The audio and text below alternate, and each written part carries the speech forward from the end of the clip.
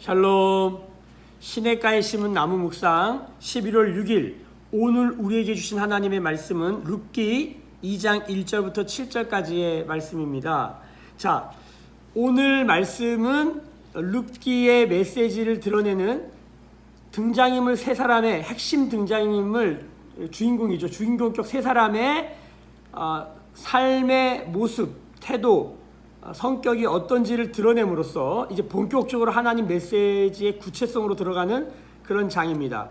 자, 우리 주님 사랑의 교회 공동체, 특히 묵상 식구들은 지난번에 우리가 로마서 묵상하면서 로마서의 묵상의 핵심은 복음입니다. 복음은 영적인 것이죠. 신령한 은사입니다. 그래서 잘 잡히지 않는 영역이 있습니다. 그러나 너무 중요합니다. 영이 있어야 되기 때문입니다. 로고스가 있어야 되는 것이죠. 자, 그런데 이 로고스는 반드시 몸을 있습니다. 자, 그래서 로마서 12장 1절 2절에 있는 말씀처럼 이제 우리는 하나님이 기뻐하시는 거룩한 산제사, 뭘로요? 몸으로 드리는 거룩한 산제사가 무엇인지를 우리는 묵상해야 됩니다. 자, 이제는 실제적이고 현실적이고 적용 가능한 몸으로 우리가 어떻게 살 것인가, 믿음으로 어떻게 살 것인가에 대한 질문을 가지고 우리가 룻기를 만나고 있습니다. 자, 그래서 룻기는 우리가 이제 실제적으로 어떻게 살아야 되는지에 대한, 믿음으로 어떻게 살아야 되는지에 대한 답을 주는 말씀이다라고 믿고 있습니다. 자, 그래서 이 세 사람의 인물을 통해서 말씀하시는 하나님의 메시지를 우리가 잘 귀 기울여 들을 필요가 있다는 것입니다. 자, 첫 번째, 나오미에 대한 이야기입니다. 자, 나오미는 모압 땅에서 베들레헴으로 돌아오면서 베들레헴에 지금 자기가 잘 아는 사람이 있었습니다. 친족이 있었어요. 누구의? 보아스인데 이 사람이 재력이 있는 사람이라는 걸 알았습니다. 그럼에도 불구하고 이 사람에게 도움을 요청하거나 그 사람을 의존하지 않고 있습니다. 이것은 어떤 것을 말하냐면 이 나오미도 굉장히 독립적이고 지조가 있는 여성이 아닌가 이런 생각이 듭니다. 자, 이런 나오미와 그리고 두 번째 이제 룻에 관한 이야기와 보아스와 관한 이야기가 나오는데, 자, 보아스에 대해서 먼저 좀 보면 좋을 것 같아요. 왜냐면 첫 번째 절에 보아스가 나오죠. 이 사람은 첫 번째 재력이 있었던 사람입니다. 재력이 있었던 사람. 두 번째는 뭐냐면 4절 말씀에 보니까 이 주인과 종들의 관계가 나오는데 종들을 격려하는 사람이에요. 인사를 합니다.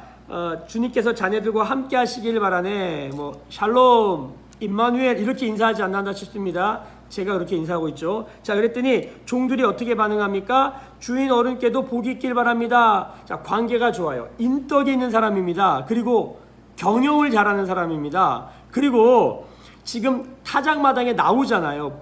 주인이 그냥 누구 보내도 되고 안 나가도 되는데 나가는 사람, 성실한 사람입니다. 괜찮은 사람인 거예요. 자, 보아스가 이런 사람입니다. 부자인데 성실하고 사람들에게 인덕을 하고 경영을 잘하는 사람이에요. 자, 근데 이제 중요한 건 룻입니다. 자, 룻은 가난했죠. 먹을 게 없었습니다. 자, 그런데 모압 이방 여인이었어요. 자, 근데 시어머니가 묻습니다. 뭐라고 묻냐면 밭에 나가볼까 합니다. 혹시 나에게 잘 대해주는 사람을 만나면, 이렇게 나와 있는데 여기 혹시라는 말이 중요해요. 이건 위험성이 있다는 거예요. 잘 될 수 있지만 잘 안 될 수 있는데 그 잘 안 될 수 있는 게 굉장히 위험할 수도 있다는 거예요.